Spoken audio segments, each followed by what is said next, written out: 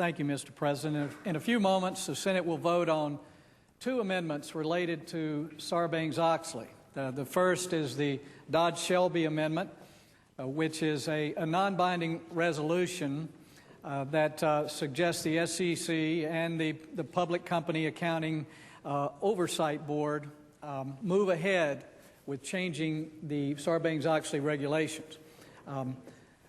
My amendment, which will come after that, actually changes the law in one small section of Sarbanes-Oxley, which would facilitate that happening. Despite what's been reported today, my conversation with some of the regulators and some of the observers of the SEC is there's not real clarity as to how far the SEC can go in changing this one section that is problematic in Sarbanes-Oxley. And we know from our work with federal agency, as long as there's doubt, there's no action. And while there's been good intent from the SEC for many years, this bill has been destroying our capital formation in this country for nearly 5 years.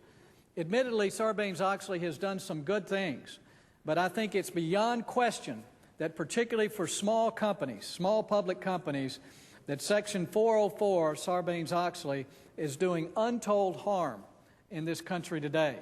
So the difference here is a non-binding resolution which encourages the SEC to act and an amendment that actually makes that happen. I'm going to support the Dodd-Shelby Amendment. While I have some problems with the specific findings, the intent is right. The regulators have a responsibility to continue to look at their regulations to make sure it encourages competition and good enterprise in our country. So I'm going to support the resolution. But Congress also has a responsibility to make sure that the laws that we pass really work. And if they're not interpreted properly by our regulatory agencies, that we go back and make those changes that make it work. So the sense of the Senate maintains the status quo for regulatory agencies to determine how we deal with Sarbanes-Oxley. And while I know that the chairman and ranking member remain hopeful that something will happen, the same thing was said to me well over a year ago when I talked to Chairman Cox and others that the changes were imminent. But that since then, in this country, we've lost our status as the #1 market exchange. Instead of 9 out of every 10 IPOs being formed in this country with foreign capital, it's completely reversed, where 9 out of 10 are out of this country. Our trade competitors have Sarbanes-Oxley free zones that encourage capital to come that way instead of towards us. We cannot leave the responsibility for this law on the regulatory agency. I encourage all my colleagues to vote for both amendments. And, Mr. President, I want to thank Senator Martinez and Senator Cornyn and Senator Ensign for supporting and co-sponsoring my bill. I also want to thank Democrat Congressman Gregory Meeks from New York for having the courage to introduce this measure in the House. And I also want to inform my colleagues that my amendment today is supported by the Independent Community Bankers of America. It's also being key voted by the Americans for Tax Reform, the Club for Growth, the Americans for Prosperity, and many other people who look at our economy across the country and realize it's time for Congress to act. We've waited for the SEC for 5 years and seen capital chase from this country. It's time for Congress to take the responsibility for what we did in the first place, and I urge my colleagues to support both amendments. I'd like to yield to my colleague, the senator from Florida, to speak on behalf of my amendment as well. Mr. President. The senator from Florida. I just want to add a word of encouragement to our colleagues to support both of these good amendments. I agree so wholeheartedly with my colleague from South Carolina that it is time we took action. It is time we act. I have heard untold stories for years now, as a candidate for the Senate and as a senator, of the problems that small companies in America are facing over the burdens imposed upon them by Section 404.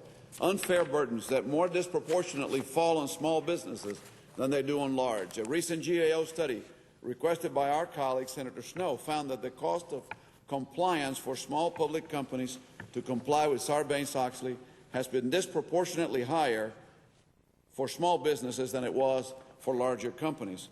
Small businesses are vital to the growth of business in America. They are where most of jobs are created in this day and time. And the fact is that for us to idly sit by and hope that the regulators will do the right thing, hope that they go far enough, isn't good enough for me. I want to act now. I want to make sure that we support the amendment by Senators Dodd and Shelby, but I also want to encourage support for our amendment because ours will take action and we'll do it now.